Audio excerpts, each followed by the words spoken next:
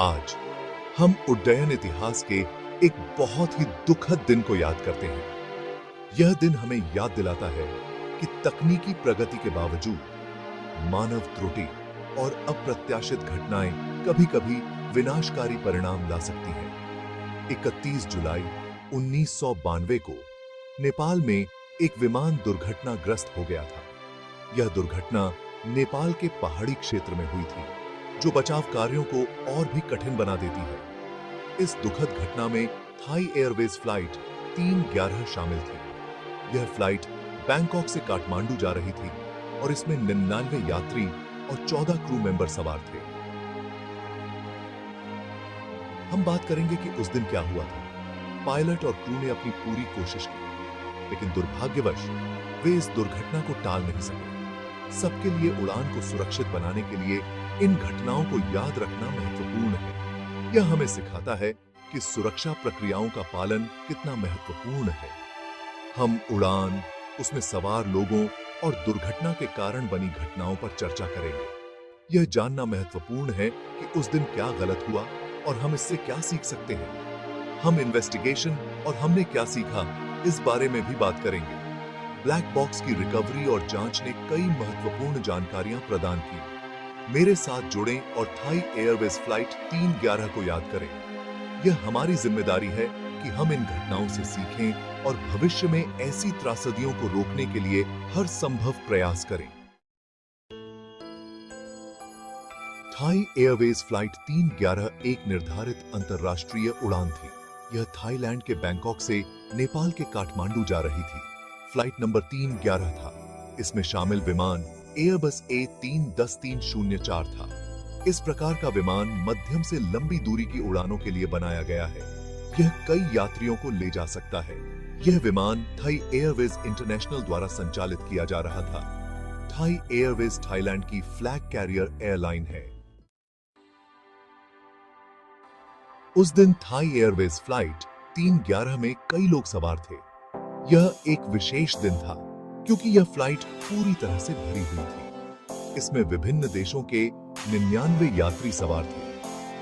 ये यात्री अलग अलग संस्कृतियों और पृष्ठभूमियों से थे, जो इस यात्रा को और भी रोचक बना रहे थे। वे कई कारणों से नेपाल जा रहे थे। कुछ लोग अपने जीवन की सबसे रोमांचक यात्रा पर थे, जबकि अन्य अपने प्रियजनों से मिलने के लिए उत्सुक थे। कुछ पर्यटक हिमालय देखने के लिए उत्साहित थे। वे बर्फ से ढके पहाड़ों की सुंदरता को निहारने के लिए बेसब्री से इंतजार कर रहे थे। अन्य व्यवसाय के लिए या परिवार से मिलने जा रहे थे। उनके चेहरों पर खुशी और उत्साह साफ झलक रहा था। उड़ान में 14 चालक दल के सदस्य भी थे। ये सदस्य अपने कार्य में निपुण और समर्पित थे। वे सभी हाईली ट्रेन्ड प्रोफेशनल्स थे। उनकी ट्रेनिंग और अनुभव ने उन्हें हर स्थिति के लिए तैयार किया। चालक दल का काम सभी यात्रियों की सुरक्षा और कंफर्ट सुनिश्चित करना था। वे हर समय मुस्कुराते हुए यात्रियों की सेवा में लगे रहते। विमान में सवार हर कोई एक सुरक्षित और सुखद यात्रा की उम्मीद कर रहा था। सभी यात्रियों के चेहरों पर एक अनोखी चमक थी, जो इस यात्रा को और भी खास बना रही थी। मैं फ्लाइट 311 का कमांडर था। एक बहुत ही अनुभवी पायलट के रूप में उड़ान के बारे में महत्वपूर्ण निर्णय लेना मेरी जिम्मेदारी थी। मैं फर्स्ट ऑफिसर था और मैं एक कुशल पायलट भी था। हम दोनों के पास उड़ान का बहुत अनुभव था। कैप्टन फ्रीडा हतनवानिच और फर्स्ट ऑफिसर अनुपोन विरतात उड़ान के बारे में निर्णय लेने के लिए जिम्मेदार थे। इसमें ऊंचाई और दिशा जैसी चीजें शामिल थीं। पायलट अपने प्रशिक्षण और कौशल का उपयोग करके विमान को नेपाल की ओर ले जा रहे थे।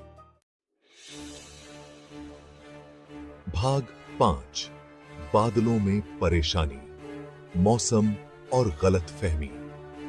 जैसे ही फ्लाइट 311 काठमांडू की ओर उड़ी, मौसम बदलने लगा। इलाके में आंधी और लो क्लाउड्स की खबरें थीं। इस तरह का मौसम उड़ान को मुश्किल बना सकता है। इसके लिए पायलटों को अतिरिक्त सावधानी बरतने की आवश्यकता होती है।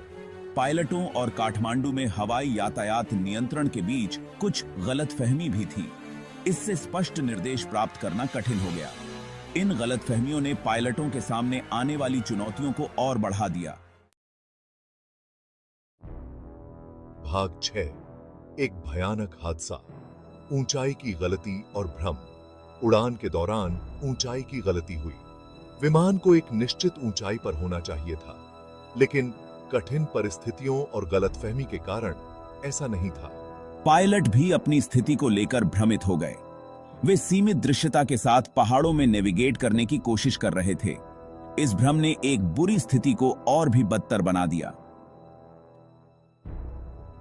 पायलट विमान पर नियंत्रण पाने की पूरी कोशिश कर रहे थे। भाग 7। दुर्घटना।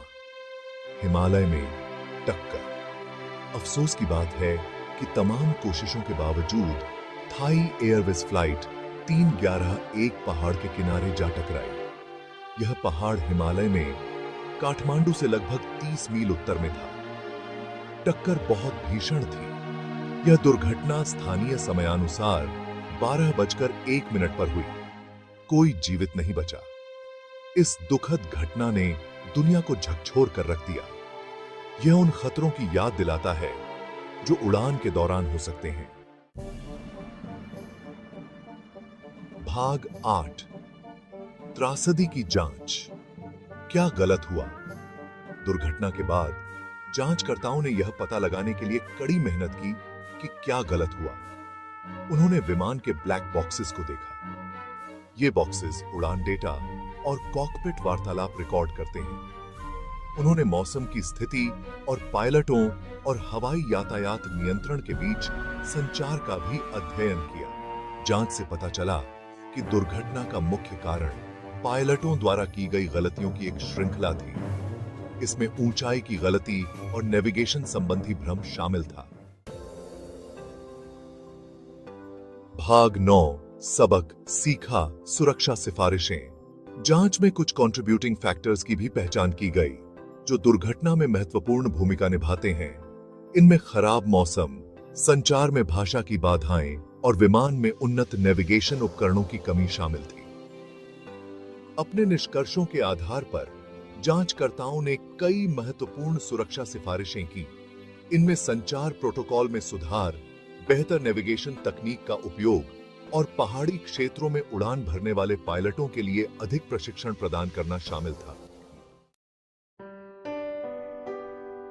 भाग 10। फ्लाइट 311 को याद करते हुए प्रभाव और विरासत। यह अध्याय उस त्रासदी के प्रभाव और उसकी विरासत पर केंद्रित है जिसने विमानन उद्योग को हमेशा के लिए बदल दिया। थाई एयरवेज फ्लाइट 311 आपदा का उड्डयन उद्योग पर स्थायी प्रभाव पड़ा। इस दुर्घटना ने न केवल यात्रियों और उनके परिवारों को प्रभावित किया, बल्कि विमानन सुरक्षा के मानकों को भी चुनौती दी।